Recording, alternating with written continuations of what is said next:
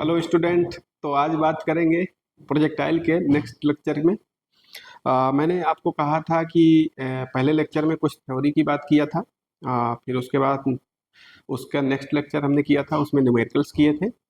आज इसको bind up करेंगे फाइनली। मैंने आपसे कमिट भी किया था कि जो नेक्स्ट लेक्चर आएगा उसमें से आपका प्रोजेक्टाइल वाला एक प्रकार से खत्म हो जाएगा मामला, ठीक है। तो उसी का मैं कुछ कंपैरिजन करके लाया हूँ। मैंने कहा था कि थ्योरी का थोड़ा सा पीपीटी बना दूंगा तो आपके लिए आसान पड़ेगा, तो इसी कारण से मैंने थोड़ा सा पीपीटी को प्रिपेयर किया है, ठीक है। तो जब किसी ऑब्जेक्ट को मैं ग्राउंड से विद एंगल थीटा प्रोजेक्ट करवा रहा था, विद एंगल थीटा प्रोजेक्ट करवा रहा था, तो वो हॉरिजेंटल डिस्टेंस में भी कुछ कवर कर रहा था और कुछ वर्टिकल डिस्टेंस में कवर कर रहा था, यही तो हो रहा था। तो वर्टिकल डिस्टेंस को जनरली हम वाई एक्सिस कह रहे थे और जो हॉरिजेंटल डिस्टेंस चल रहा था उसको एक्स एक्सिस कह रहे थे। तो यहीं पर वही चीज में एक्स और वाई में क्या होगा उसकी बात कर लेते हैं, ठीक है। तो यहाँ पर दे रखा है when object projected with angle theta from horizontal line. जब हॉरिजेंटल लाइन से एंगल थीटा पर प्रोजेक्ट किया जाएगा कोई ऑब्जेक्ट, मान लेते हैं ये है, और यहाँ से अगर बात करें ये कोई हॉरिजेंटल लाइन है, यहाँ से किसी ऑब्जेक्ट को प्रोजेक्ट किया और ये यहाँ आकर के गिर गया, ठीक है, यही हुआ। तो ये आपका एक्स एक्सिस हो गया और ये आपकी वाई एक्सिस हो गई। तो ये मैंने विद एंगल थीटा किसी ऑब्जेक्ट को यू वेलोसिटी से प्रोजेक्ट किया था, तो ये कुछ ऐसे जा रहा था, यही हुई। तो यहाँ पर वही चीज़ों का कंपेरिजन है। अगर मैं यहाँ पर बात करता हूँ अलोंग एक्स एक्सिस और अलोंग वाई एक्सिस, कि वाई एक्सिस पे क्या इफेक्ट पड़ेगा और एक्स एक्सिस पे क्या इफेक्ट पड़ेगा, ठीक। तो यहाँ पर अगर बात करते हैं, ये आपका 1, 2, 3 और 4 4 पॉइंट है। तो यहाँ पर अगर बात करें तो आपका लिखा हुआ है component of initial velocity along x axis u x equal to u cos theta. यही तो हो रहा था, जब एक्स एक्सिस का कंपोनेंट लिख रहा था तो आपका यू कॉस थीटा आ रहा था, ये हो गया।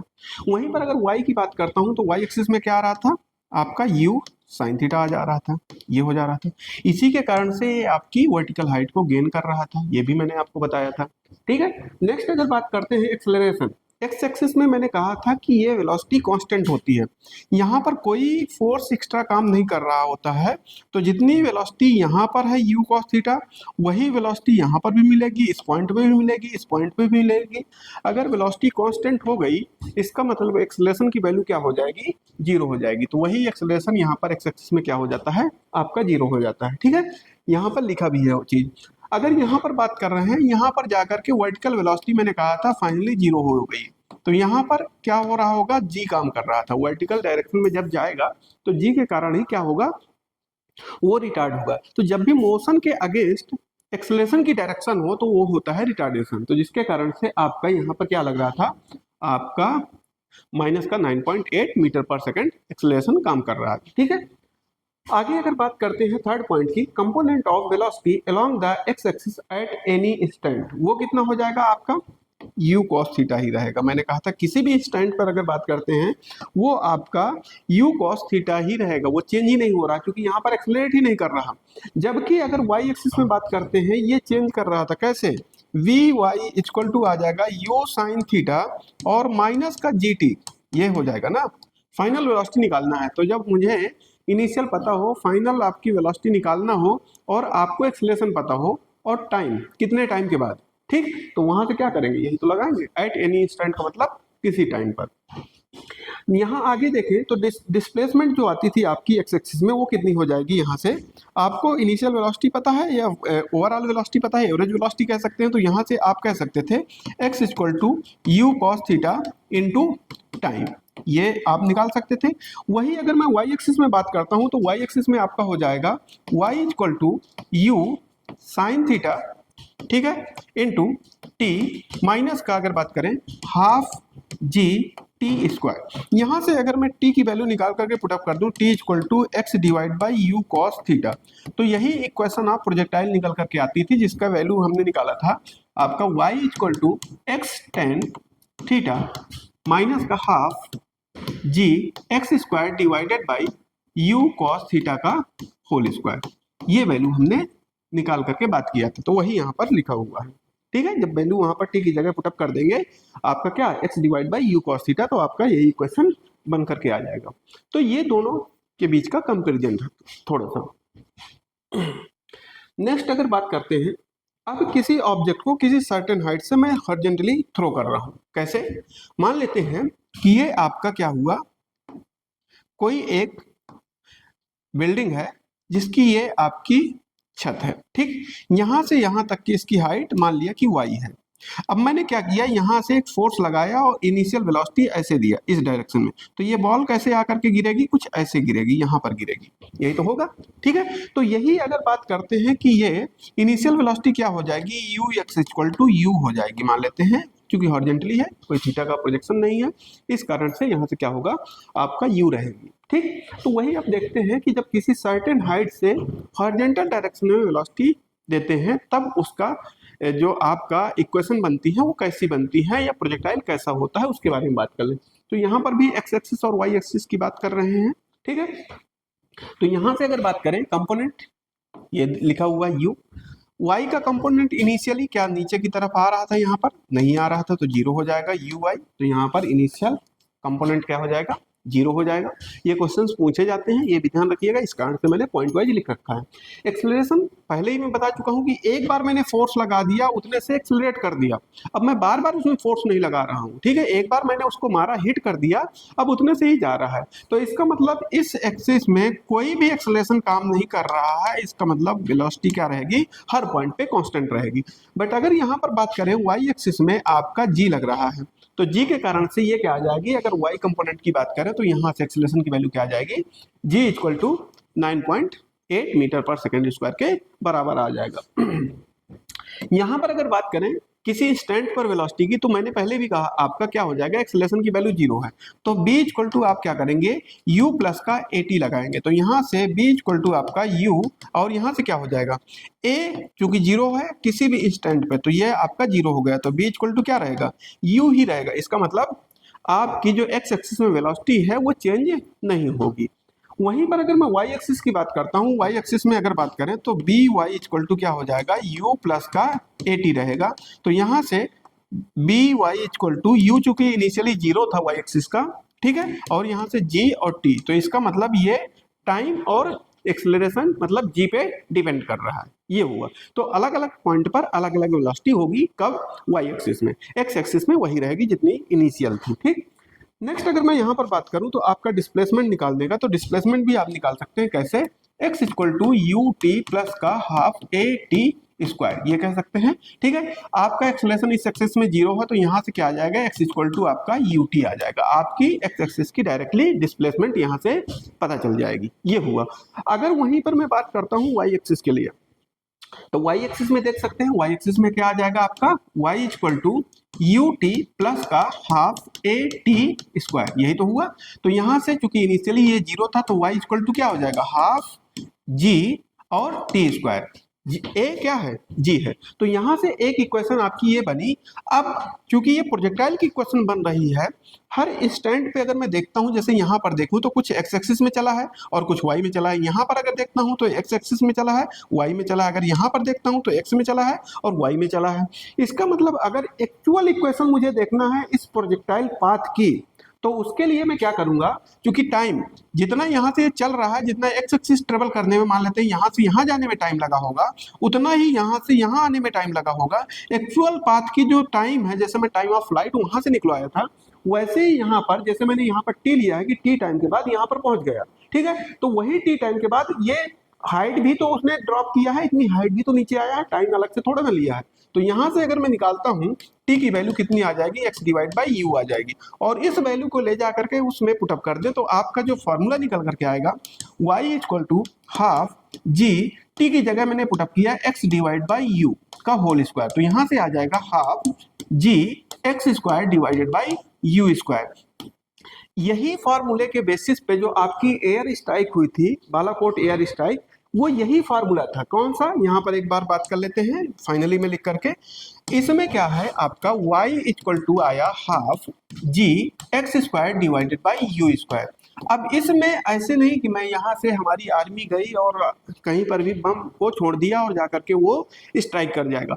प्रॉपर कैलकुलेशन होता है कि किस एल्टीट्यूड पे हमारा फाइटर जेट उड़ रहा होगा, एल्टीट्यूड की बात कर रहे हैं, स्पीड कितनी होगी एक्स एक्सिस की, ठीक है, और कहां से मैं ड्रॉप करूं कि एक्स डिस्टेंस को, जो डिस्टेंस मेजरमेंट है, यहां से कितनी दूरी से ड्रॉप करूं कि जा करके वहां पर जा करके जो एनिमी का बंकर है उसको डिस्ट्रॉय कर दे, तो उसका प्रॉपर कैलकुलेशन होता है। इसी कारण से जब बालाकोट स्ट्राइक की गई थी तो मीडिया में आकर के हमारी आर्मी ने विद प्रूफ सब कुछ सामने रखा था, क्योंकि हमारे पास उसके प्रूफ थे। अगर कोई इंटरनेशनल कोर्ट का अगर कुछ भी मामला फंसता तो हम प्रूफ दिखा सकते थे कि हमारे पास पूरी कैलकुलेशन के साथ इतने बंकर हमने इतनी दूरी से यहाँ पर डिस्ट्रॉय किए हैं। इस कारण से यही फॉर्मूला वो था जिसके कारण से आप एयर स्ट्राइक कर पा रहे थे। ठीक, तो इसी से रिलेटेड अब कुछ क्वेश्चंस की बात करेंगे। यहाँ पर देखते हैं, पहला क्वेश्चन दे रखा है, a player kicks up a ball at an angle theta to the horizontal, the horizontal range is maximum when theta equal to कितना। मैंने पहले ही बताया था ये चीज को कि जब यहाँ से रेंज का फॉर्मूला क्या हो रहा था, u square sine 2 theta divided by g. मैंने कहा था तीन बॉल अलग अलग लिया था, मैंने कहा था तीनों की वेलोसिटी सेम कर दो, जी वैसे भी कांस्टेंट है। फाइनली डिपेंड किस पे कर रहा था, थीटा पे डिपेंड कर रहा था। तो मैंने यहाँ पर कहा था कि साइन 2 थीटा की वैल्यू जहां पर मैक्सिमम हो जाए वहीं पर आपका एक प्रकार से मैक्सिमम रेंज मिल जाएगी। तो साइन थीटा की मैक्सिमम वैल्यू 1 से ज्यादा कभी हो नहीं सकती है, मैक्सिमम 1 ही हो सकता है। तो यहां से क्या हुआ था, साइन 2 थीटा इक्वल टू 1 जो होता है वो साइन 90 की वैल्यू होती है। तो यहां से 2 थीटा इक्वल टू क्या हो जाएगा, 90 हो जाएगा। तो थीटा इक्वल टू कितना आ जाएगा, 45 डिग्री आ जाएगा। तो यहां से कौन सा ऑप्शन सही हो जाएगा, आपका 45 डिग्री वाला सही हो जाएगा। ठीक है, नेक्स्ट अगर बात करते हैं यहाँ पर 12th नंबर, तो यहां से the angle of projection of a body is 15 degree, the other angle for which the range is the same as the first one is equal to. अब यहां से अगर बात करें तो मैंने पहले ही बताया था कि जब कॉम्प्लीमेंट्री एंगल वाले क्वेश्चंस करवाए थे, कॉम्प्लीमेंट्री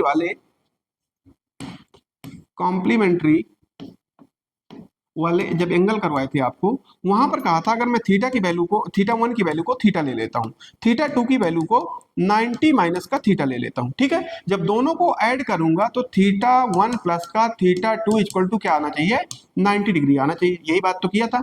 और इस कंडीशन में जब कॉम्प्लीमेंट्री एंगल से दो ऑब्जेक्ट को थ्रो कर रहे थे तो रेंज क्या आ रही थी, सेम आ रही थी। मैंने कहा था आप 89 और 1 डिग्री ले लें, दोनों कॉम्प्लीमेंट्री एंगल हुए, क्योंकि दोनों का समेशन कितना आ रहा है, 90 डिग्री आ रहा है। मैंने कहा था 37 प्लस का 53 ले लो, तब भी दोनों का एडिशन कितना आ रहा है, आपका 97 आ रहा है। मैंने आपको दिया भी था कि आप 30 और 60 में चेक कर सकते हैं, क्योंकि आप इनकी वैल्यू डायरेक्टली निकाल भी सकते हैं। इस कारण से मैंने कहा था इसको रखेंगे तो आप चेक भी कर पाएंगे, क्योंकि मुझे 37 और 53 की वैल्यू पता नहीं है, इस कारण से मैं उसमें तो फंस सकता हूं बट इसमें नहीं फंसूंगा। ठीक, तो यहां से अगर बात करें 15 डिग्री दे रखा है तो एक एंगल मुझे दे रखा है कितना, ये 15 दे रखा है, मुझे थीटा 2 निकालना था और दोनों का समेशन कितना था, 90 डिग्री था। तो थीटा 2 इक्वल टू क्या हो जाएगा, 90 माइनस का 15, यहां से आ जाएगा 75 डिग्री। तो कौन सा आंसर हो जाएगा आपका, 75 डिग्री वाला। तो जब कॉम्प्लीमेंट्री एंगल से बॉल को प्रोजेक्ट किया जाता है तो उस कंडीशन में क्या होता है कि रेंज इक्वल होती है। ठीक है, नेक्स्ट अगर बात करते हैं नेक्स्ट क्वेश्चन की, तो यहां पर दे रखा है a particle is projected such that the horizontal range and vertical height are the same then the angle of projection is. अब देखिएगा यहां पर कह रखा है हाइट, हाइट की अगर बात करें, हाइट की अगर बात करते हैं तो h इक्वल टू क्या होता है, you square sine square theta divided by आपका 2g फॉर्मूला आ रहा था। और यहां से रेंज की अगर बात करते हैं तो रेंज का formula u square sine 2 theta divided by g आ रहा था। अब ये यहां से एक चीज निकल करके आ रही है कि दोनों क्या है, वर्टिकल हाइट और हॉरिजॉन्टल रेंज, यहां पर ये कह रहा है सेम है। ठीक है, तो दोनों को इक्वेट करवा देते हैं, तो यहां से क्या हो जाएगा, u square sine square theta divided by 2g equal to क्या हो जाएगा आपका, u square sine 2 theta divided by आपका g।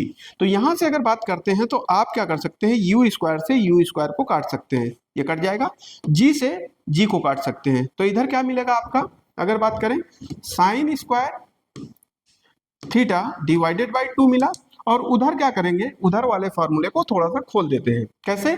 आपका साइन 2 थीटा का फार्मूला पता ही होगा कि 2 sine theta into cos theta आता है, ठीक है। और नीचे 1 है, 1 लिखने की कोई जरूरत नहीं, एक साइन की पावर को साइन को काट देते हैं। अब क्या होगा, कॉस को नीचे लाते हैं, 2 को उधर ले जाते हैं, तो यहां से क्या मिलेगा, sine theta divided by cos theta equal to आपको 4 मिल जाएगा। और sine theta divide by cos theta क्या होता है, टेन थीटा होता है। तो टेन थीटा इक्वल टू क्या हो गया, 4 हो गया। तो थीटा इक्वल टू क्या हो जाएगा, टेन इनवर्स 4 हो जाएगा। तो ये आपका आंसर हो जाएगा, टेन इनवर्स 4। ये आपका बी ऑप्शन हो गया, ठीक है। तो मैंने आपको कहा था कि जब टाइम आपको बचाना होगा तो आप क्या करते, सीधे ये दिमाग में सोचते और यहाँ से स्टेप को फॉलो करना चालू करते। ये आप, मैं बिना मतलब के स्टेप लिख रहा हूँ, ये स्टेप बढ़ा रहा हूँ, मैं एक एक स्टेप लिख करके आपको बता रहा हूँ। आपको ये स्टेप नहीं फॉलो करने हैं, आपको क्या करना है, यहीं पर यही शॉर्ट ट्रिक है, इसमें और कोई शॉर्ट ट्रिक नहीं होती है। जब आप नंबर ऑफ क्वेश्चंस अटेम्प्ट करेंगे, पता चलेगा कि यहाँ से जी जी कट गया, यू स्क्वायर कट गया, तो डायरेक्टली आप क्या करते, यहीं पर आप वैल्यू को पुटअप करते और आंसर तक पहुंच जाते। तो यही क्वेश्चन आपका 30 सेकंड में आराम से सॉल्व हो सकता था। नेक्स्ट अगर बात करते हैं, नेक्स्ट क्वेश्चन है, the time of flight of projectile is 10 second and its range is 500 metre. आपका जो दे रखा है, टी की वैल्यू दे रखा है, कैपिटल टी कितना दे रखा है, आपका 10 सेकेंड दे रखा है, ठीक है। और यहां से आपकी रेंज दे रखा है कितनी, 500 मीटर दे रखा है। पूछा है the maximum height reached by it will be, तो मैक्सिमम हाइट पूछ रखा है आपसे। अब आप क्या करेंगे, लगा दीजिए, टी का फार्मूला क्या होता है, t equal to u square, t का फार्मूला थोड़ा सा यहां पर चेंज कर लेते हैं, ये नहीं है, टी का फार्मूला होता है 2u sine theta divided by g. अगर मैं बात करता हूं रेंज का फार्मूला क्या होता है, you square sine 2 theta divided by आपका जी, यही तो होता है। तो यहां से क्या कर सकते हैं, कुछ चीजें यहां से निकाल भी सकते हैं। कैसे निकालने की कोशिश करते हैं। अब यहां से अगर मैं बात करूं तो आप निकालिए, क्या पहले दोनों को डिवाइड कर दूं तो कुछ कट पीट करके निकल जाएगा, या डिवाइड करने से मुझे लगता है कि कुछ भी नहीं मिलेगा, ये भी कह सकते हैं डिवाइड करने से कुछ ना मिले। तो थोड़ा सा देखते हैं, टी की वैल्यू कितनी दे रखा है, 10 दे रखा है, और जी की वैल्यू कितनी दे रखा है, 10 दे रखा है। तो इधर मल्टीप्लाई करवा दिया, यहां से 2u साइन थीटा ये निकाला, यहां से 2 से काट दिया तो ये आपका 5। तो u साइन थीटा की वैल्यू कितनी मिल गई आपको भैया, यहां से 50 मिल गई। तो एक इक्वेशन आपकी ये मिली, ठीक। दूसरी इक्वेशन यहां से पुटअप करते हैं, 500 आपको ये दे रखा है, ठीक है, और 10 आकर के इधर से मल्टीप्लाई हो गया। यहां से क्या हो जाएगा, यू स्क्वायर आपको ये दिया है, यहां से साइन, इसको खोल देता हूं, साइन थीटा और कॉस थीटा, और 2 आगे ले आया, ठीक है। अब यहां से क्या हुआ, 2 से इसको काट दिया तो एक कार से 5 मिला। तो यहां से क्या हो जाएगा आपका 2500 इक्वल टू कितना, आपका u साइन थीटा एक अलग कर लिया, और यहां से u cos थीटा एक अलग कर लिया। इस प्रकार का क्वेश्चन शायद मैंने पहले भी करवाया है, ठीक है। तो आपका u साइन थीटा की वैल्यू ये पता है कि कितनी है, 50 है। 50 से इसको काटूंगा तो क्या आ जाएगा, u cos थीटा की वैल्यू भी कितनी हो जाएगी, 50 ही हो जाएगी यहाँ, ठीक है। ये आपको निकल करके आ गया। अब यहां से आप डायरेक्टली भी ये कर सकते थे, अगर मैं ये ना करता, मान लेते हैं मुझे u साइन थीटा की वैल्यू पता चल चुकी थी, तो मैं इतने से भी सॉल्व कर सकता था, मुझे यहां तक जाने की जरूरत भी नहीं थी। कैसे, हाइट का फॉर्मूला आपका क्या था, हाइट इक्वल टू आपका था u square sine square theta divided by 2g ही तो था। तो मुझे u साइन थीटा की जरूरत थी, मुझे u cos थीटा की बिल्कुल भी जरूरत नहीं है, ठीक है। तो मैं यहां से डायरेक्टली पुटअप कर सकता हूं क्योंकि मुझे u साइन थीटा की वैल्यू मिल रही है। तो अगर मैं यहां से स्क्वायर को हटा दूं, होल स्क्वायर इसमें लगा दूं, 2g नीचे रहे, तो आपका क्या हो जाएगा, आपका 50 का स्क्वायर 2500 बनेगा, और नीचे क्या हो जाएगा 2 और 10, 10 से काट दिया, यहाँ से एक जीरो, यहाँ से काटा तो 125, तो आपका आंसर क्या हो जाएगा, 125 आंसर हो जाएगा।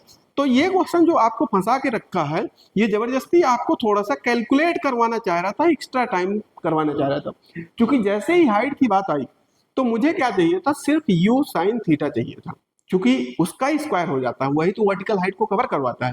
तो मैंने टाइम ऑफ फ्लाइट से u साइन थीटा निकाल लिया और डायरेक्टली ला करके वैल्यू में पुटअप कर दिया, आपका आंसर हो जाएगा। यही अगर मैं यहाँ से पहले u निकालने जाऊँ फिर थीटा निकालने जाऊँ, कोई मतलब नहीं भाई। मुझे सिर्फ जिसकी रिक्वायरमेंट है मैं वहीं स्टॉप कर जाऊंगा। पूरा क्वेश्चन को टैलेंट दिखाने से कोई मतलब नहीं होगा भाई। नंबर उतने ही मिलने हैं, चाहे आप वैसे करिए चाहे ऐसे करिए। तो जो मुझे जरूरत है वहां तक मैं आकर के रुक गया डायरेक्टली। मैंने इस स्टेप को स्किप ही कर दिया, डायरेक्टली यहीं तक आया था। इस फॉर्मूले से लगा करके यू साइन थीटा से यू साइन थीटा मिला और डायरेक्टली फॉर्मूले में पुटअप किया हाइट वाले में और आंसर ले आया। ठीक है, नेक्स्ट अगर बात करते हैं नेक्स्ट क्वेश्चन की बात कर लें। यहां पर दे रखा है, हाँ ये क्वेश्चंस मुझे थोड़ा सा आप लोगों को करवाने थे क्योंकि यहाँ पर बच्चों का थोड़ा सा फंसता है मामला।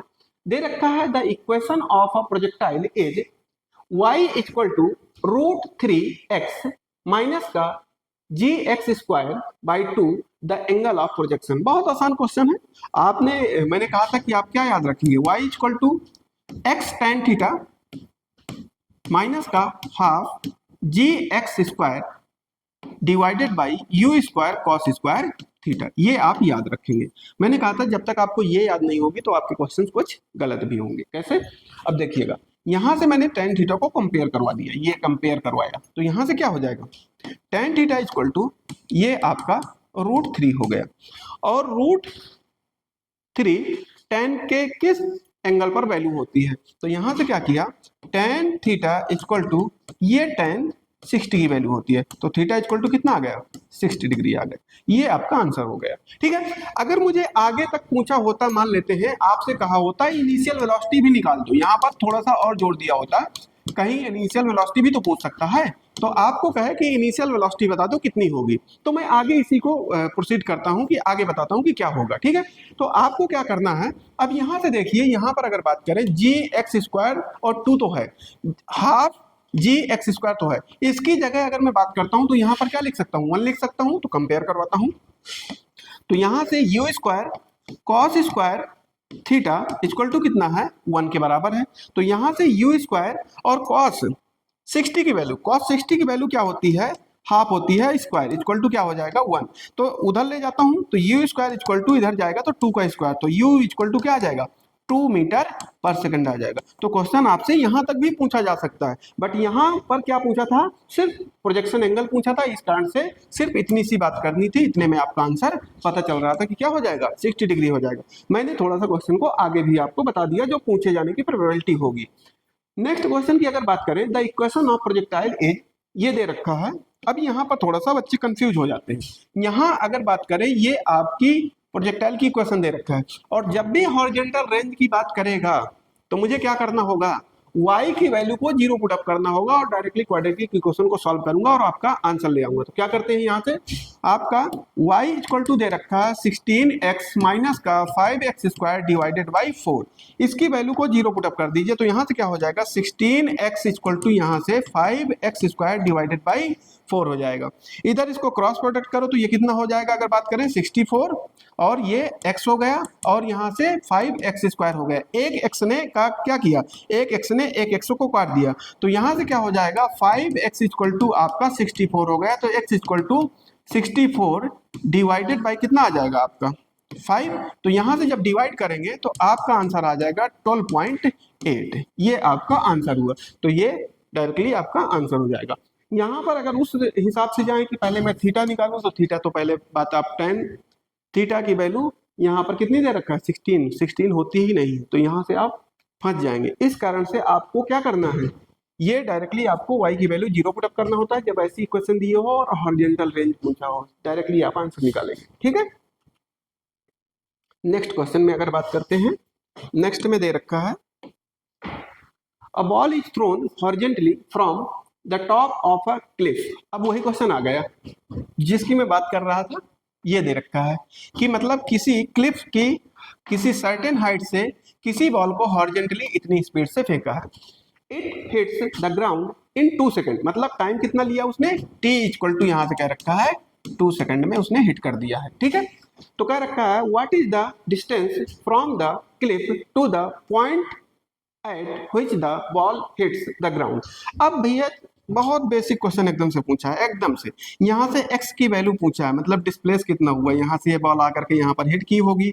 मुझे मैंने कहा था जितना यहाँ से ये डिस्टेंस चलने में टाइम लगेगा, उतना ही यहाँ से ये डिस्टेंस चलने में टाइम लगेगा, उतना ही ये डिस्टेंस टाइम चलने में टाइम लगेगा। मैंने कहा था टाइम सेम रहेगा, टाइम चेंज नहीं होगा। इसका मतलब मैं डायरेक्टली क्या करूंगा, यहाँ से x इक्वल टू आपका यू टी प्लस का हाफ ए टी स्क्वायर वाला फार्मूला लगाऊंगा, क्योंकि x एक्सिस में एक्सेलरेशन की वैल्यू क्या होती है, 0 होती है। तो यहाँ से x इक्वल टू यू की वैल्यू आपको 40 दे रखा है, तो यहाँ पर आप 40 पुटअप करेंगे, टाइम आपको 2 दे रखा है, तो आप क्या करेंगे, डायरेक्टली 80 मीटर टिक कर देंगे। एक लाइन का क्वेश्चन होता है। यहाँ पर बच्चा बहुत ज्यादा फंस जाता है, इन क्वेश्चंस को करने में दिक्कत होती है थोड़ा सा, ठीक है। तो अगर आपने कॉन्सेप्ट समझा होगा, जो मैंने कंपैरिजन किया था एक्स और वाई का, तो वहां से अगर आप समझेंगे तो दोनों का कॉन्सेप्ट एकदम से क्लियर रहेगा। नेक्स्ट क्वेश्चन की अगर मैं बात करता हूं, 18 नंबर दे रखा है आपका, ये दिया है a ball is thrown horizontally from the top of a cliff with a velocity of 10 metre per second. वही वैसे ही क्वेश्चन है कुछ, 10 मीटर पर सेकंड यहाँ पर दे रखा है। The ball takes 4 second to reach the ground, 4 second लेती है ग्राउंड तक पहुंचने में। The horizontal distance travelled by the ball, वही है, सेम क्वेश्चन है, कोई दिक्कत नहीं है, आप वहीं से लगा सकते हैं। x equal to u t, यहाँ से क्या किया, x की वैल्यू मुझे निकालना था, तो आपका ये दे रखा है 10 और ये दे रखा है 4, तो आपका 40 आ जाएगा। बट उस कॉन्सेप्ट को मत भूल जाइएगा, वहां से कॉन्सेप्ट वही याद रखिएगा, ये आपका लीनियर इक्वेशन वाला नहीं है, क्योंकि एक्सेलरेशन 0 होता है, इस कारण से डायरेक्टली मैं फॉर्मूला लगा दे रहा हूँ। जब तक आप उसको नहीं समझेंगे तब तक ये क्वेश्चंस कर नहीं पाएंगे। नेक्स्ट क्वेश्चन की अगर मैं बात करता हूं, नेक्स्ट दे रखा है आपको, a projectile is thrown with a speed of 100 metre per second. 100 metre per second की स्पीड से थ्रो किया है in a direction of 60 degree with the horizontal component of its velocity is. बहुत आसान, यहां से कह रखा है कि ये कोई एक ऑब्जेक्ट है, ठीक है, इसको क्या कर रहा है, थ्रो कर रहा है, एक प्रकार से कितनी वेलोसिटी दे रखा है, 100 मीटर दे रखा है पर सेकंड, और एंगल कितना दे रखा है, यहाँ से 60 डिग्री दे रखा है। तो हॉरिजॉन्टल कंपोनेंट आपसे पूछा है, तो यहाँ से क्या करेंगे, यू एक्स इक्वल टू आपका यू कॉस थीटा आ जाएगा, ठीक है। तो यहाँ से यू की वैल्यू कितनी दे रखा है, 100 दे रखा है, और कॉस 60 की वैल्यू आपसे निकालने की बात कर रहा है। तो यहाँ से 100 और कॉस 60 की वैल्यू होती है हाफ, इसको काट दिया तो ये आ जाएगा 50, तो 50 मीटर पर सेकंड आपका आंसर हो जाएगा, ठीक है। एक एक लाइन का एकदम से क्वेश्चन है, बस समझने की बात है। यहां पर अगर बात करें, कह रखा है a plane flying horizontally at 100 metre per second release an object which reaches the ground in 10 second at what angle with horizontal it hits the ground. ये थोड़ा सा आपका क्वेश्चन टेक्निकली है, ये ध्यान रखिएगा।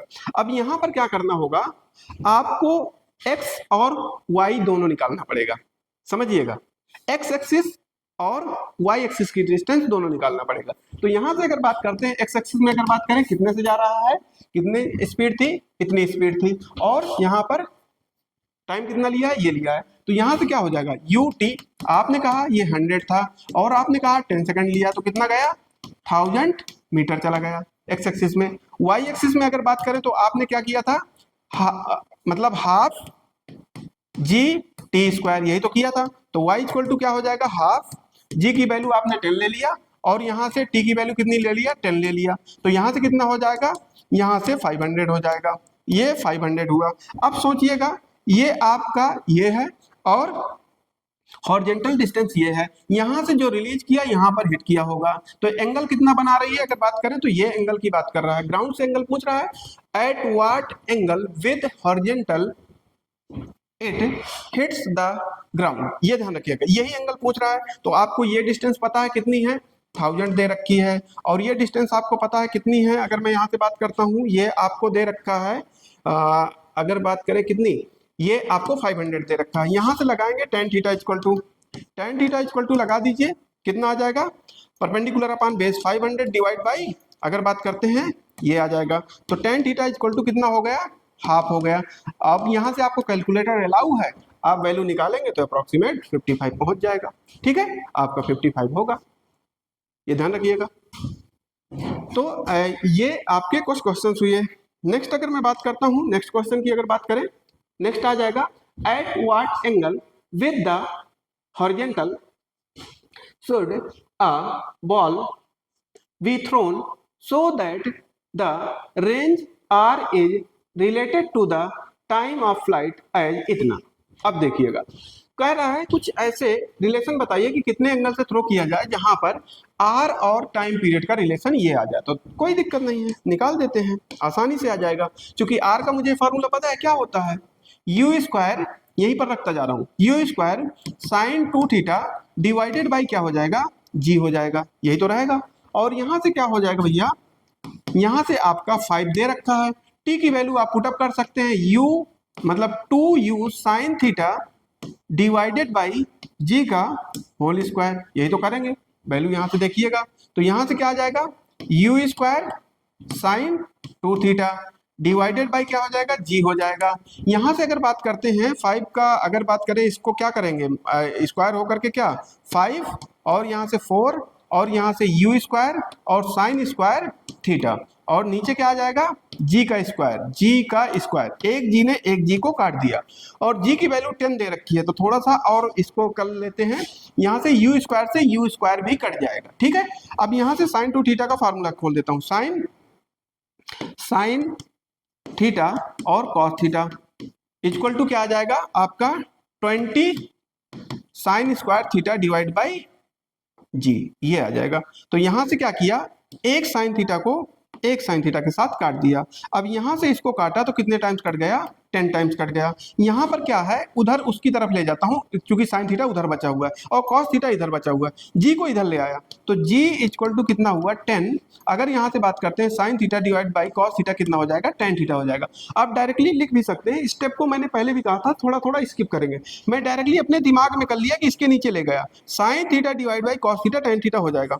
जी की वैल्यू 10 दे रखी है और ये भी 10 है, तो tan थीटा इक्वल टू कितना हो गया, 1 हो गया। तो यहां से किस थीटा पर वैल्यू 1 होती है, तो आपको पता है कि tan 45 की वैल्यू 1 होती है, ठीक है। तो आपने डायरेक्टली आंसर टिक कर दिया।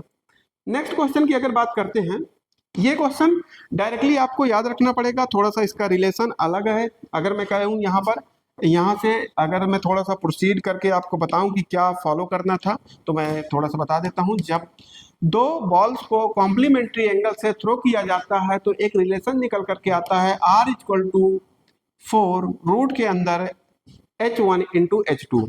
तो यहाँ से कॉम्प्लीमेंट्री एंगल की अगर बात करें तो H इक्वल टू क्या हो जाएगा आपका, u square sine square theta divided by 2g, एक ये फॉर्मूला H1 का बना।